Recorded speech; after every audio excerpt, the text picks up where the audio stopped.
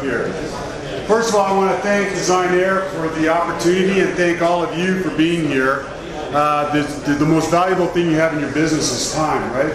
And you're sharing some time with me, so I want to make sure I give back to you. I also want you to know a little bit about me so you know that I've walked this walk for 26 years.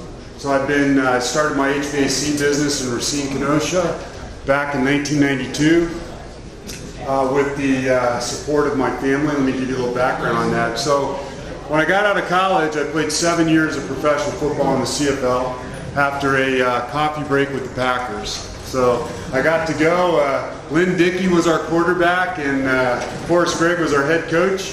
So that tells you how old I am. But I did have a career in the CFL. This is me, 33. So I was a middle linebacker. I like to go straight through the problem. I don't like to pussyfoot around. So, and I think the leadership of being a leader of the defense carried over into business and other things. But when I got my undergrad's computer science and accounting, I'm a CPA and I have a graduate degree in finance from the Kellogg Graduate School at Northwestern. All of that motivated me to buy a small little heating and air conditioning company in Racine, Wisconsin, 1992. Called my dad, who was a contractor, so I grew up in the contracting business.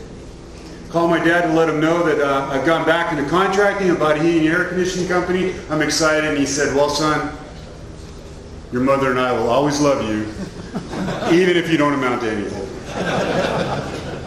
So with that encouragement, off I went on my merry way in HVAC. What we're going to talk about today is, I've been in this business 26 years. HVAC, plumbing, electrical. I was president of Green Homes America around home performance contracting. I've done a lot of things in the contracting world. I've met with at least 300 companies and more and work with them in their businesses. And the number one thing I always find is that we go to work, we do things, we don't always plan, but the leadership coming from the ownership or the general manager is not always aligned with what the business outcomes need to be. So we're going to talk a little bit about leadership today, because how many of you, I'm going to use a lot of football references. How many of you have seen a football team struggling? They change the coach or they change a player and suddenly they're winning. Green Bay couldn't get over the top in the 90s until they brought in Reggie White. You think Reggie White was a leader? Leader of the defense, Brett Favre on the offense, but it took Reggie White coming here and leading that defense for them to win a championship, right? So leadership can change everything in your business. The focus, the enthusiasm, and everything. I want to go through this. Let's talk about, I've got some Packer references here, go figure. So Lombardi says, leaders are made, not born. They're made by hard effort, which is a price all of us must pay to achieve any goal that is worthwhile. My guess is most of you don't need to work harder. Most of you need to work smarter. You're putting in the hours, not seeing necessarily the bottom line. You deserve, and some of it we're going to address today and then in my breakout session later. He also said, leadership is not just one quality, but rather a blend of many qualities, and while no one individual possesses all of them, all the talents needed to go into leadership, each man can develop a combination to make him a leader. Here's what you'll never hear from me. There's one way. There's one way to do this and one way only. That's crap. 26 years I've heard talking heads in this industry say, oh, you got to price this way, you got to do this, you got to do this. You know what? No. You have to have your game plan, your business plan, your leadership in your business, and it can be many, many, many different flavors. Is that fair? So you never hear me, oh, this is the only way to sell. This is the only way to sell service agreements. It's the only way to price service.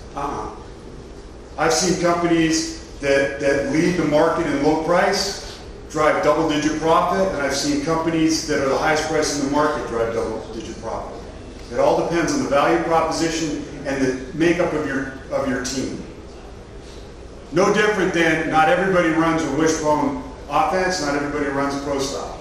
Make sense? You look at your people and the process and you go from there. Let's talk a little bit about leadership in the field. If you work harder than somebody else, chances are you'll beat him though he has more talent than you.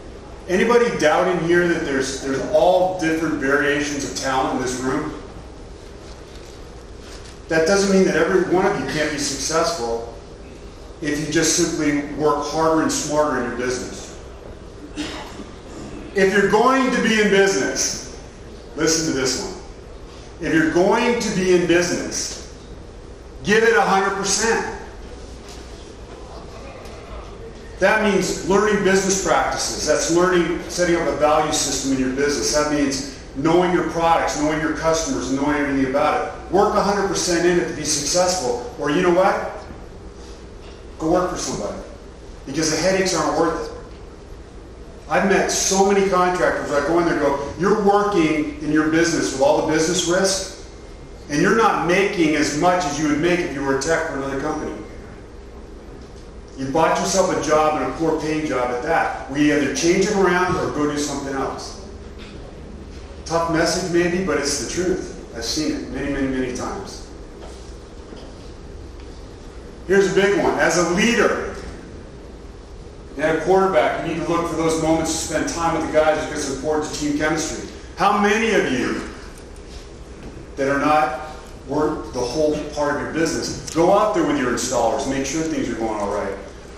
Go with your service techs, hold regular meetings so that you can go over things. How many times do you set up family functions within that business to get everybody together and build camaraderie right before busy seasons? Because we all know we work at 40 hours, punch a clock and go home, right? Like never. So during busy season, how many hours do you work? It's a trick question. As many as you can before you fall down, yes? Before you get into those, wouldn't it be nice to have the family there and thank them for the sacrifices they're making for the guys and gals in your business to deliver on that promise to our customers? And at the end, celebrate the success you had by everybody focused and on going forward? Spend time with your people. How many of you in here know the middle names of every guy who works for you, guy and gal who works for you? Why not? Do you not care about their lives? Do you not care about them as individuals? They show up and get a paycheck? Guess what? You're sub-optimizing your performance. When you get to know every single person in your business on a personal level, that's leadership, and that pays off dividends long term. You don't do it because of that. You do it because it's the right thing to do. Yes? All right. Leadership is about creating followership. Execution is about consistency. So you have to have the plans in place and consistently execute in order to be great at leadership. You need to develop a business plan and then execute it. I don't want to beat this up, but I know that that's one of the struggles that most contractors have, is putting together something that's an operating document from the business plan perspective. Establishes processes to repeat themselves. The more that you can line up everything you do every day and make it a process that's consistent, you can measure it, you can improve it, and you can be assured the outcome. When it's haphazard, it doesn't work that way. We need to provide clear expectations to everybody involved in the business. Here's my number one thing to do. When I walk into a company to help them or do some consulting for them, I walk in, my first thing is I have about a 15-minute interview with every person who works there. And I say, what's your job function? What are you expected to do? How many of them do you think pull out a job sheet or a job performance sheet and goes, well, this is what my day is? Then go, well, let me see. Right? Well, it could change because of this, and this could happen. It's not declare what is our expectations as a company. If I was 20 people, I get 20 different answers. How do you get everybody if we walked out in the field, Aaron Rodgers walked out in the field and said, you know what? You guys just kind of block and you guys run out there and we'll figure it out and I'll find somebody open and throw you the ball. How successful would they be? They practice. As a professional, I can tell you, practice every single day. The play over and over and over again. When we get on the field and call the play, there's variables that happen on the field, no doubt.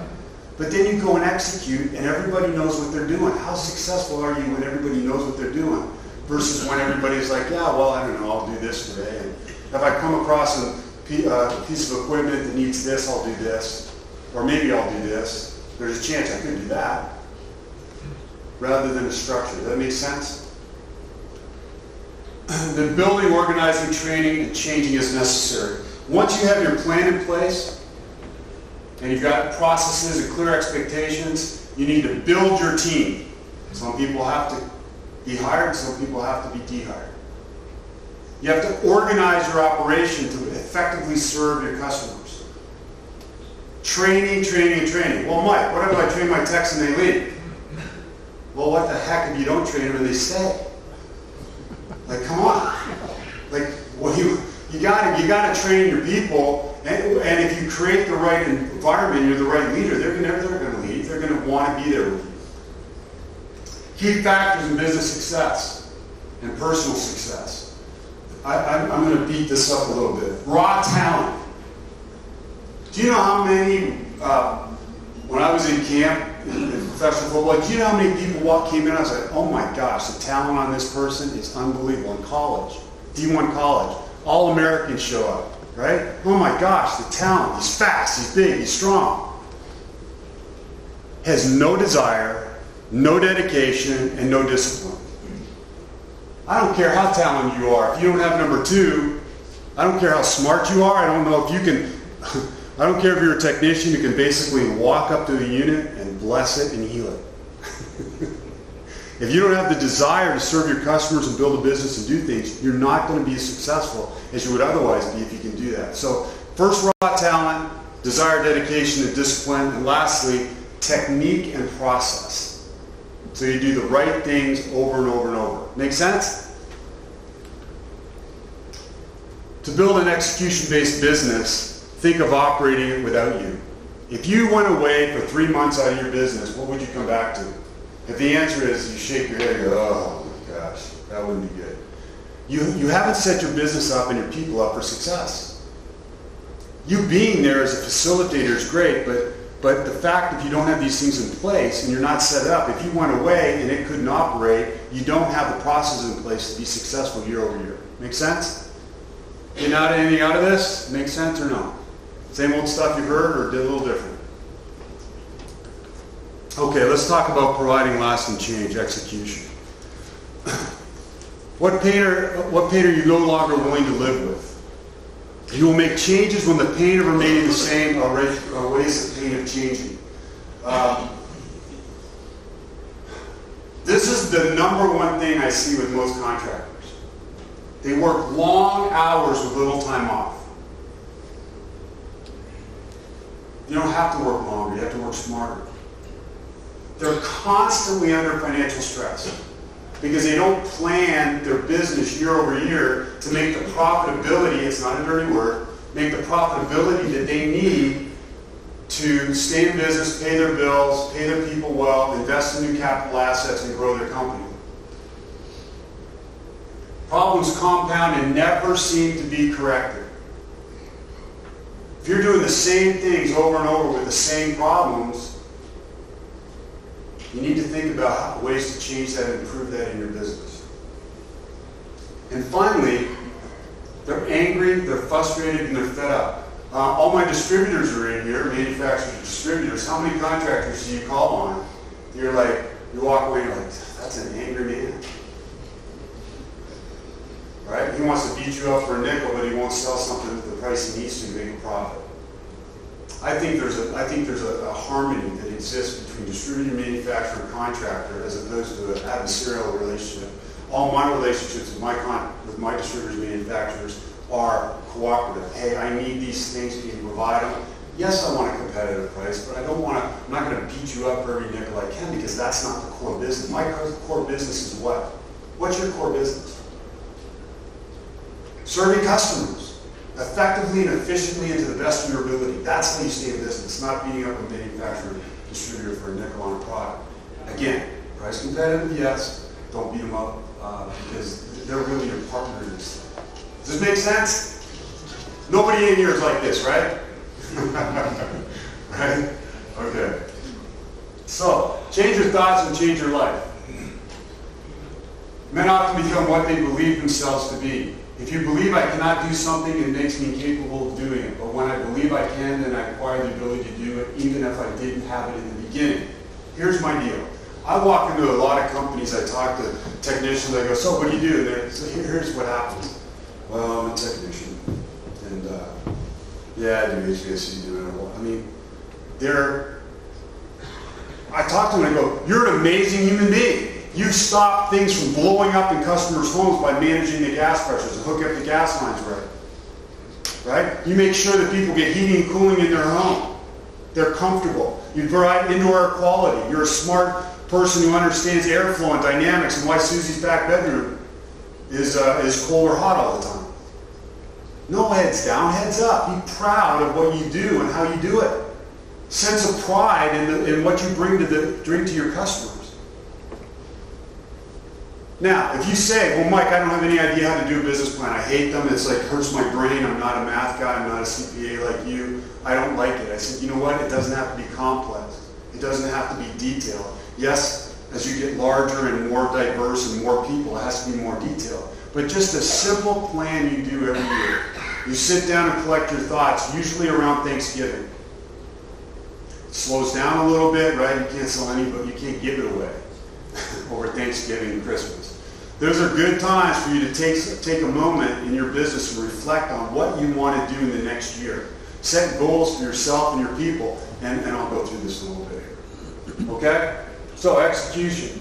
Change your thoughts, create lasting change. Here's the thing.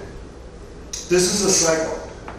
Your thoughts trigger your emotions, you have actions and results. If your thoughts are that all you are is an HVAC or technician or own an HVAC business and you don't deserve the profitabilities of other companies, if you believe that, what do you think your actions and your results are going to be?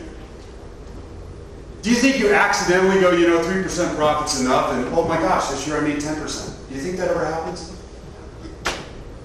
Like no, it doesn't happen. So if your thoughts are that all I am is an HVAC contractor or a plumber or electrician or whatever trade you're in, and you're only worth 50 grand a year, what's the chances that accidentally at the end of the year you're going to make 100 grand?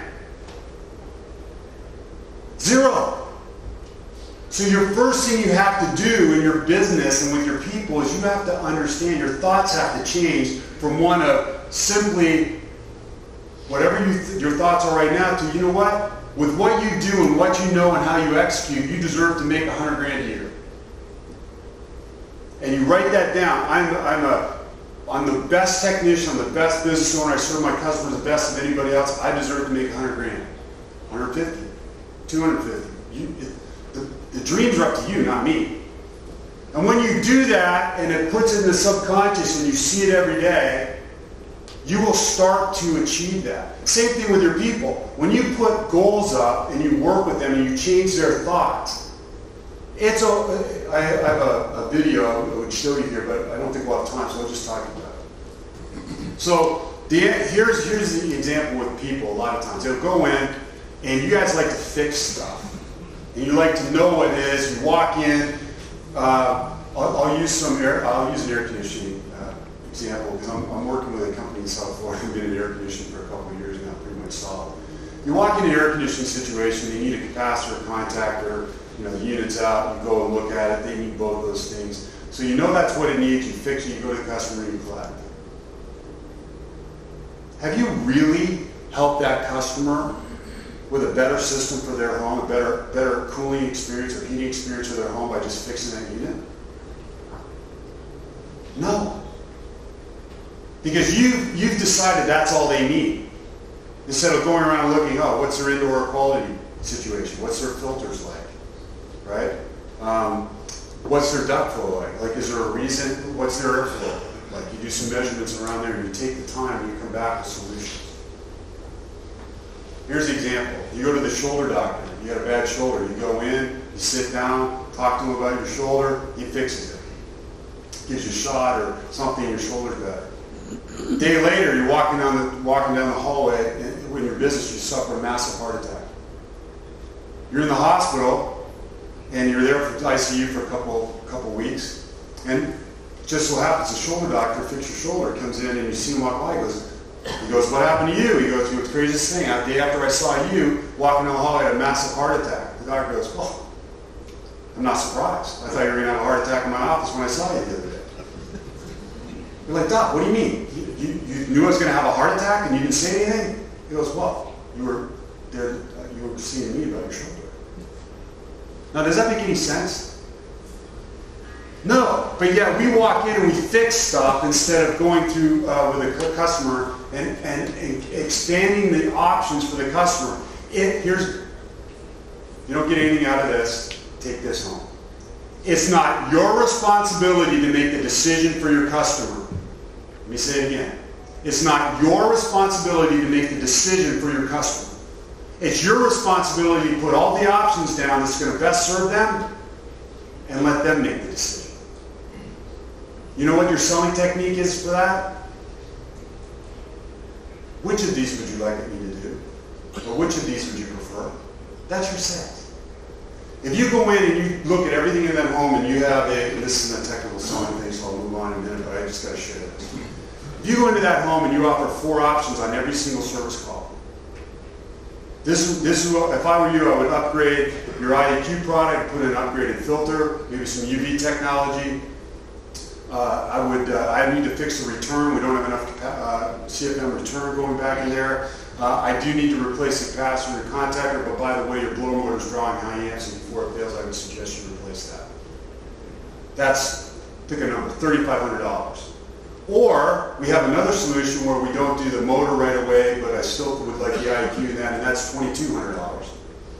Or we do just the filter upgrade and the repairs we have to do, and that's $1,200.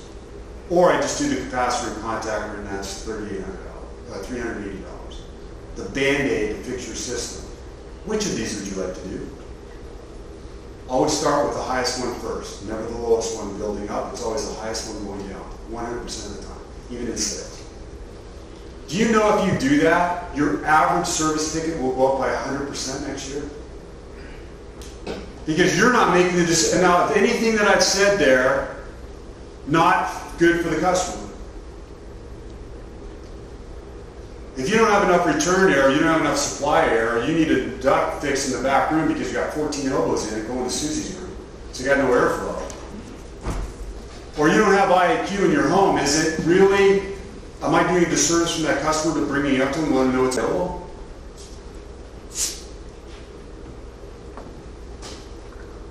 Change your thoughts about the customer and what the customer's role is. The customer's role is to say yes or no. Your role is to give them the options. Fair? Okay, execution. Thinking patterns create belief systems. Belief systems lead to personal expectations. Expectations from a person forms a person's attitude. Attitudes form how people behave. Behavior then shapes performance and outcomes. Performance makes or breaks people's lives and pay. Create the belief system that you're worth it. Create the belief system that everyone in your company wants to enhance that customer's experience. Give all the options you can to every customer on every call. With a belief system that you deserve it and they deserve it. And then you make the money that you're supposed to make. I'm not telling you have to grow to be a $10 million company. You can be a really happy $500,000, $600,000 company making 20% pre-tax, and you'll be a happy guy, yes? Or gal. I don't need to be sexist up here. Right? Okay, leadership. It all starts with this. How many of you can tell me exactly in your business? Your vision, the company values, and your culture. If you can, anybody else got that all put down there? Thank you.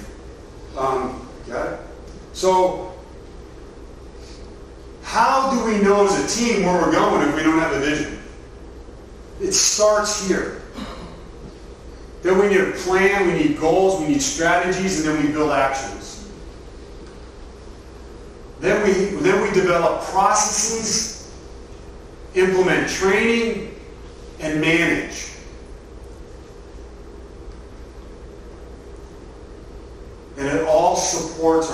technicians and our customers. Before we can ever effectively serve our technicians or our customers, we need to improve execution. And that requires good people skills or leadership skills. It all goes down to that point. Does that make sense, everyone? If you don't have a business that's developed like this, you're a ship floating at sea without direction. Make sense? All right. Step-by-step implementation strategies. 1, establish a company vision and a company purpose. 2, create a set of core values to define the behaviors. Setting and defining clear and concise expectations culture. These are the 3 that I always find lacking in businesses. 99% of the time, these 3 are not part of the business. They might have a sales plan, they may have a pricing strategy, they may have a defined branding strategy, but these 3 are not always, are rarely defined within a business. And I would highly recommend in your businesses you take this to heart and move forward that way. So I'm going to cover those 3 in a little more detail. Next is select a strategy or strategies to execute, the model on your business. For example, do you want to be a Kia dealer? Do you want to be a Ford dealer? Do you want to be a Mercedes dealer? Everything in your business flows from what type of business you want to be to your customers. How many of us go out and say, you know what, I want to buy a car? Virtually nobody says, I just want to go buy a car. They want to go buy, hey, I want to buy an economy car, I want to buy a high gas mileage car, I need to go buy a truck, I want to do something. Then you pick out which one you want to go to. What's that based on? Branding and understanding the value. Who goes into a Kia dealer and says, hey, you know what, I really want to see your high-end $130,000 cars? Right? It's funny. Who goes into a Mercedes dealer and says, you know what, I just want to go economy, show me your $20,000 cars? Who goes into it? Bear with me here, because I've never done this, but I've heard it. Okay. Who goes into like a Rolls Royce dealer and says, you know what, what's your discounting on this? I'd like to take this bad boy home today, but what kind of discount can you get? Here's what their response will be. I can get you an Uber over to the Ford dealer if that's where you'd like to go. We don't discount. What are you, crazy? You wouldn't go in there expecting it, would you? But yet as a business, what's your brand to the consumer? Do you try to be all things for all people? Well, come see me. I've got Kias and Mercedes. Well, what people do you hire? Do you hire different ones to work as a Kia? Because the sales rep, do you ever see a sales rep at a Mercedes dealer versus a sales rep at a Kia dealer? You hire differently based on your branding strategy. The type of technicians, I have people all the time say, oh, I can't find enough technicians or good technicians. I go, what are you hiring for? And then they go, well, you know, I need a technician. Does he just communicate well? Does he need to know technically how to work on everything, including boilers, oil, heat pumps, split, dual fuel? Yeah, I need some of those. Why? Well, we work on all those things. I go, how often?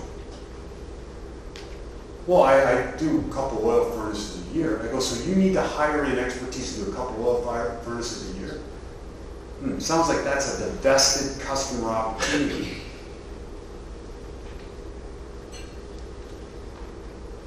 We don't do any maintenance. We do a lot of maintenance. I mean, how you run your business decides how you hire. And all of it comes down to this. What's your appearance look like? I have no problem with anybody looking any way at all, anytime, sleeve tattoos or whatever. It doesn't bother me. But you're not going to put that person in a Rolls Royce dealer because you're not going to sell anything. So if you want to sell at a higher margin, guess what you got to do? You got to hire to a higher margin deal. I'll give you an example. I work with a company in Southern California. Now, California is a different animal anyway. I don't know where I'm going there. But in Southern California, I've got a dealer out there who's about a $25 million business in San Diego. His technicians average $70 an hour. how many problems do you think he has attracting technicians to his company? None. How many technicians do you think he can hire? Background checks, drug screening, appearance. All of those go into being able to charge the prices the customers he charges based on the people he puts in that home, yes? So it all ties in, it all ties together. Setting company performance goals, long and short term. Do your people know where you're going? You sit down at the beginning of the year, okay, this is what we're going to do in the regular season, this is what we're going to do in the playoffs, and then we're going to go to the Super Bowl, and here's the pathway to get us there. Do you think every team shows up at camp? And I know there's some other folks that are in the professional ranks in this room. Do you think we show up to camp and they go, well, let's just try our best? Let's just go game to game, let's try our best. No. We're going to do this, we're going to execute on this, we're going to do this, we're going to win this many games, we're going to make the playoffs, we're going to make the Super Bowl, we're going to win the Super Bowl. And I didn't win the Super Bowl, I won the Grey Cup, which is the Canadian equivalent of that. Because everybody was on the same page and focused. Defining the measurements and metrics and accountability. If you don't have a daily performance, at least weekly, but if you don't have a daily performance metric on your business, and a daily, I look at, in the business I'm in, I'm the ops manager or business manager for a company, $27 million pure play residential retrofit company in South Florida. I've got 85 HVAC technicians, plus we have electrical and plumbing. We got about 15 plumbing techs and 5 full-time electricians. Okay? I look at every one of their performances every day. You know where I got that from? In professional sports, you're graded every day. In fact, you're on the eye in the sky, they call it. They see everything you do every day. Your performance falls down a little bit, you're in talking with your position coach. If it falls off more than one game, you may be in talking with the head coach. So what do you think that does as a professional athlete? What does that do? Improves your focus, performance. How many dips do you think you have? You ever had a sales guy out there? Oh my gosh, I lost 6 in a row, 7 in a row. Haven't sold anything. Ever happen? I know it never happens to you, but once in a while I experience that. Right? How long do you let it go before you pull them in and you say, look at your performance, what's going on? Give me your opening. How's your transition statement look like? How do you do your evaluation? Provide some options to me. How do you go for the close? How do you ask for my business? Or do you, when it gets, you just write it on a card or on an invoice and leave it for them and say, hey, call me one day. I look at those techs every day. And any tech who falls off minimum standards gets a phone call from me. Now, when I first got there about 14 months ago, I was making a bunch of phone calls. How many calls do you think I make into over 100 technicians today? Like a couple. Because guess what? I get their report and they get their report.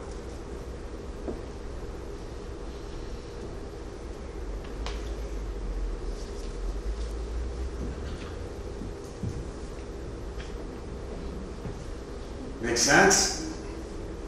And guess who the number one culprit sometimes when I go into businesses as far as accountability? The owner. I want you to write down the profitability number you're going to make in 2018. And I want you to share it with your family. Your wife, your kids, your parents. I want you invested in that number so deeply that when you're not on the pathway to make it, it hurts. Because if you're going to go out in the field and do the work that you do and miss time with your family and your children and other activities, because you're serving customers, it's freezing out, it's midnight, the furnace is out, and you get your butt out of bed and go take care of them, there's no discounts. At the end of the day, be responsible to the number you put down for you and your family, and you will reach that number. Make sense?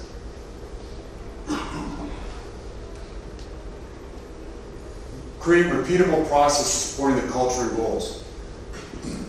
everything we do, everything I did in my business 26 years ago and everything I did now is structured and improved on it. And I know I'm not the one who comes up with it. Who do you think comes up with the improvements? Maybe the people doing the work? Hey, Mike, that was good, but what happens if we did this? Or in an install, we could do that better if we did this. Or what happens if we move this around? All you do is you update your process and say, that's a good idea. You get together with your team. All my installers, once a week, I meet with them for an hour. What can we do better to serve you? How many of you have had those meetings with your technicians and your installers? I have them with technicians all the time. How can we serve you better? What can we do better to enhance your opportunities in the field for you and your family to better serve our customers? It's not me telling them, it's them telling me. And we have consensus and we make a change to the process and we go out and we execute. By the way, so as an example, I told you guys to put minimum 3, a high, medium, and low offer. I call the low one always the Band-Aid. Well, we can fix it with the Band-Aid today just for this price. But which of these would you prefer? My technicians came up with the idea that, you know what, instead of 3, why don't we do 6? Now, let me give you an example. If you offer somebody 2, there's a 50-50 chance they're taking the low one, right? Do you know if you offer them 6, the low ball, the Band-Aid one, is only chosen 7% of the time. From 50 to 7, what does that do to your bottom line? Have you ripped off a customer? Have you given them something they don't need? Don't ever do that. But if they don't have filtration and IAQ, proper airflow, and their system is, you fix this, but this is potential for failure, would you not offer them the chance to fix that? I would hope so. And then obviously align rewards with action and outcomes required. I don't have anyone in our business, not one person outside of some of the support people, on an hourly wage. We are 100% pay per performance. You eat what you kill.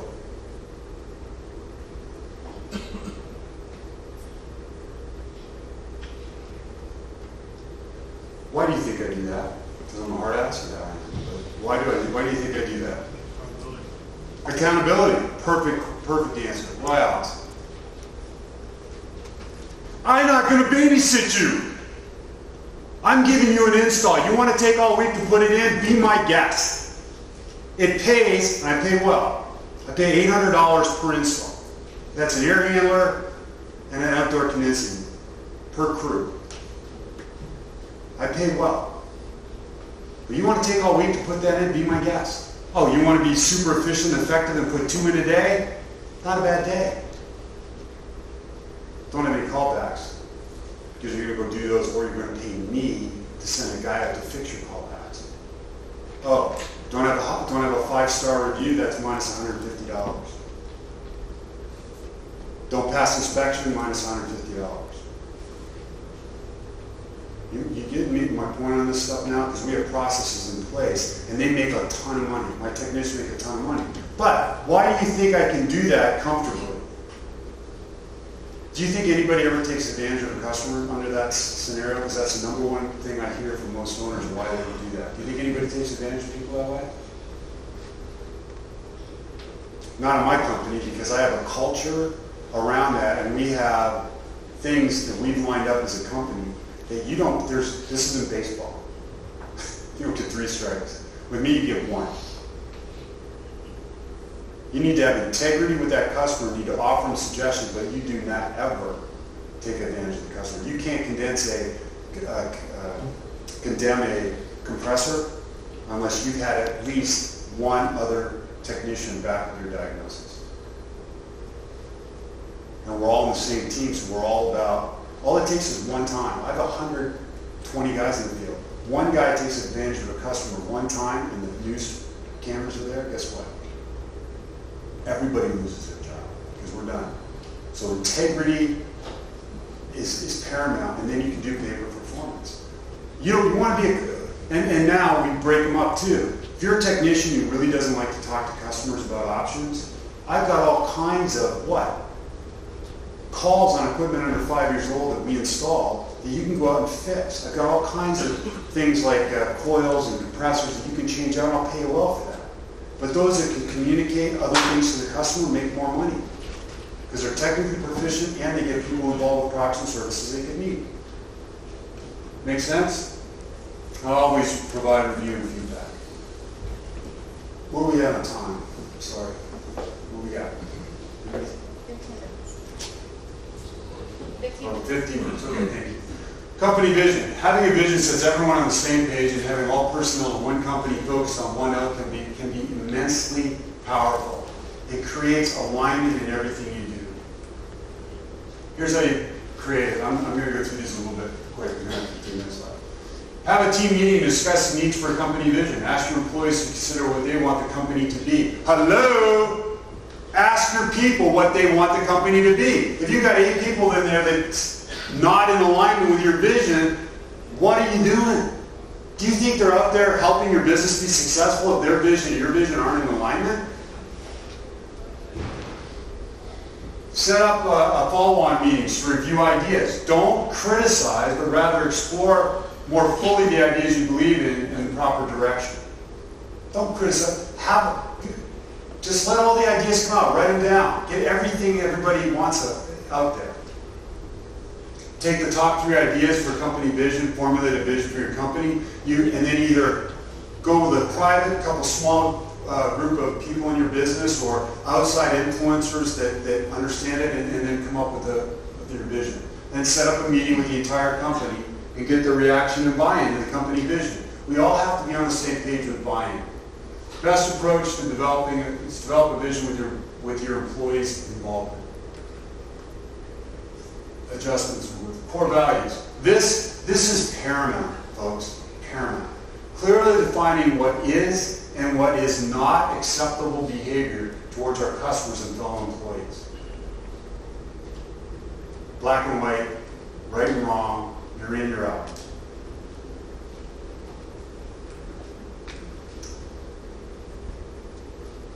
If you contemplate the golden rule, it turns out to be an injunction to live by grace rather than by what you think other people deserve. Does that make sense to y'all? Your people have to understand that. So, what are your core values? Integrity, accountability, teamwork, innovative solutions to improve performance for the customer. Mrs. Jones, I'm going to go down and take a look at your furnace right now. If I find anything down there that would affect the life of the system or affect the health and safety of your family, would you like me to share those with you or just keep them to myself?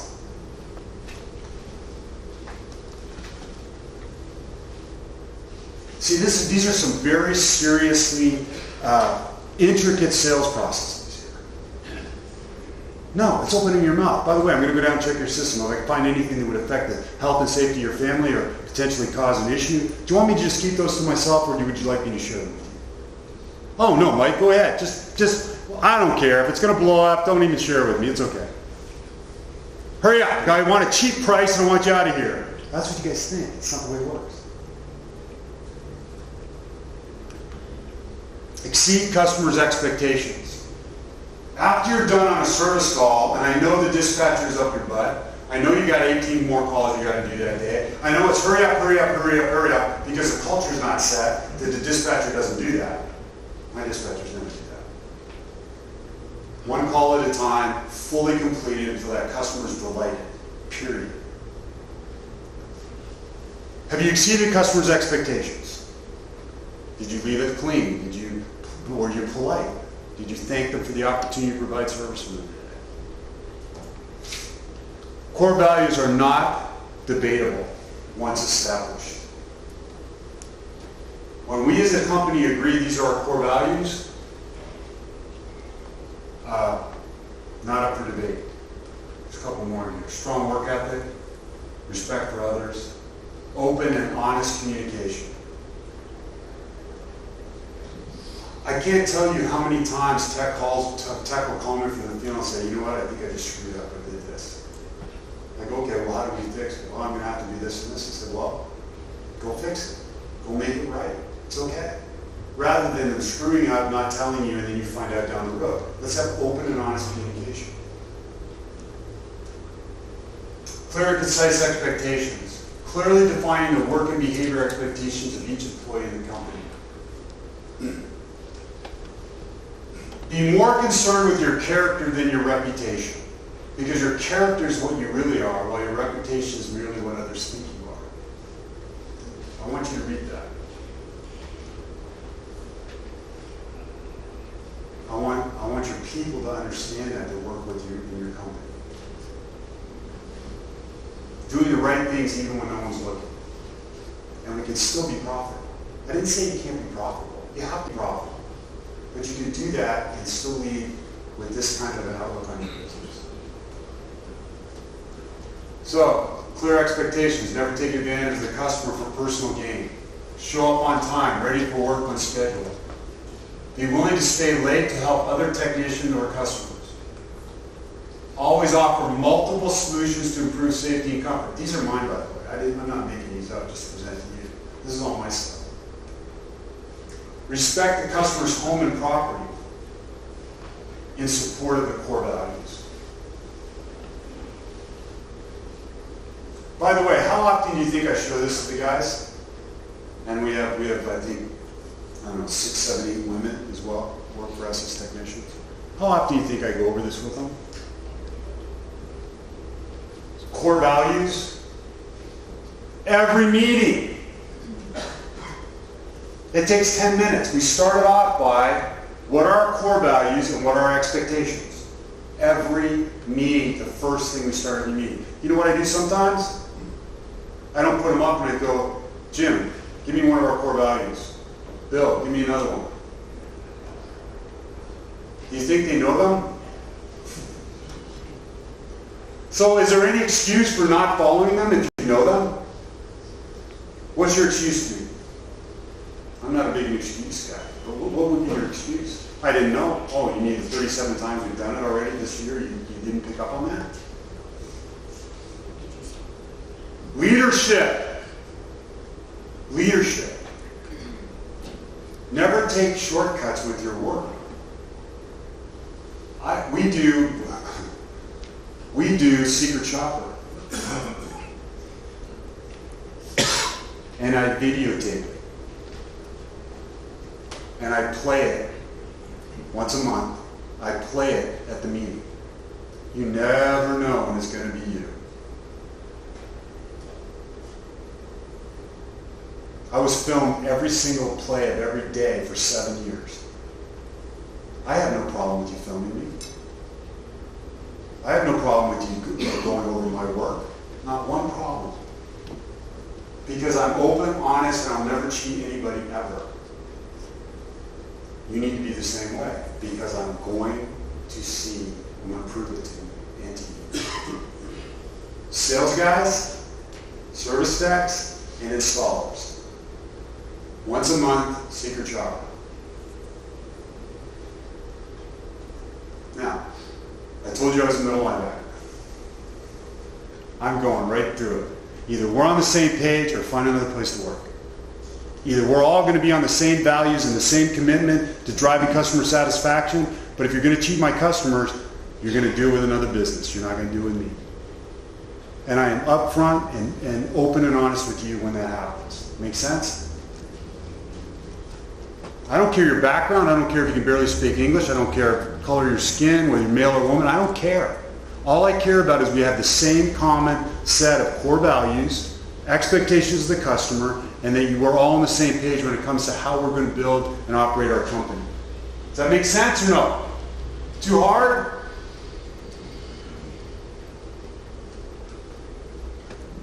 Respect for each other and our customers. Read these. How good a company would you have if every single person in your business followed these? If you led them to this mountaintop. Right?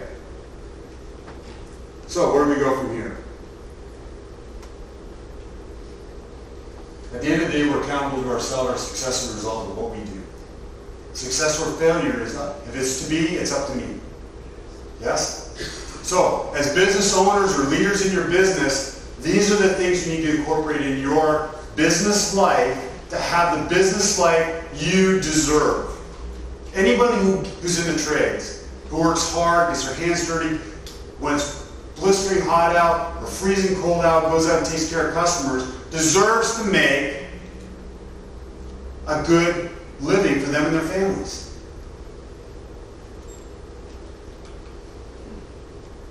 Thank you. I'll answer any questions real quick before we get out. I do have another deal at 2:30, I think, where I'm going to go over some planning and how we set up some planning. But questions or comments on what I went through? I know in between you and lunch, but maybe there's some things out there. Anybody? I got a question, Mike. How long does it take if I want to implement this in my business? About how long does it take for me to go where I am to where I want to be, which is a business completely aligned in everything we do, with everybody having the same core values, mission, and expectations? How long does that take? Depending on your company, it takes anywhere from 1 to 3 years. So if you start today, it may take you only a year, depending on where you're at. It may take 2 years or 3 years. Well, Mike, 3 years is a long time. 3 years. I go, well, what will happen 3 years from now if you don't start today? You're still going to be, oh God willing, we're still going to be here 3 years from now, so why not start down the pathway? Oh my gosh, all my guys will leave. You may lose some. Adjust your business plan. Maybe you have to lose some people that are costing you long-term with your customers.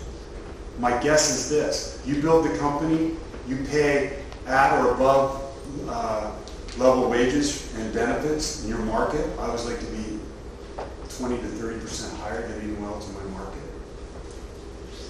You do that, and you will attract the right people. And there's more technicians out there, more people in this room. If I looked around this room and we took a vote, we're not going to. I would bet you that 80, 90% of everybody in here would love to work for a company that had these kinds of defined core values and expectations. And we all were on the same page, and nobody got away with anything else that other people didn't do. It's a really powerful thing when you have a team of people that are all walking the same way. Very powerful. Any other questions? How many companies have you owned? I've owned 2, built and sold 2. One in Racine, Kenosha. I took over that one in '92. We were doing about $700,000 in sales. 3 years later, we were doing $5 million. And I'd gone from 8 people to 48 people. Had a rocking company. The biggest mistake in my life was selling that to service experts.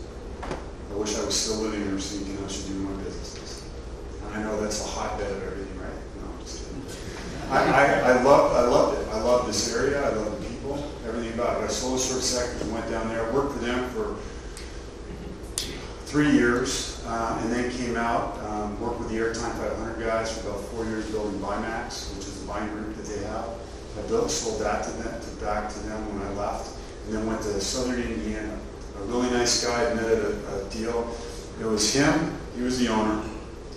He had a really, really amazingly strong install manager. 3 people was managed. And then they had a really good diagnostic tech. I mean, he was really good at diagnosing and fixing stuff. There's 3 of them. And then their phones, their office, their phones and their accounting was handled by his wife, who ran a beauty shop. So they had a little corner piece next to the beauty shop. When the phone rang, he answered it. It was either for an appointment for a woman for her hair, nails, or whatever, or it was a service call. When I got there, they did $260,000. That was fourth quarter of 2009. This year they'll do $10 million. These are not rocket scientists I was working with. These aren't Kellogg MBAs. These are hardworking people that put defined things in place and just execute it year over year over year over year. They own that market now. You guys can, and I had a small piece I sold back to when I went to work with EGIA, and now I'm out down in South Florida with the company. Did I tell you the guy in South Florida, the young guy? Did I tell you that story when we started? So the reason I'm in South Florida working with this company, I met this guy 2 years ago. He's 28 years old. He started in business out of high school because he had a baseball scholarship. He lost it, so instead of going to play baseball, he went as a helper in HVAC install at 17 years old.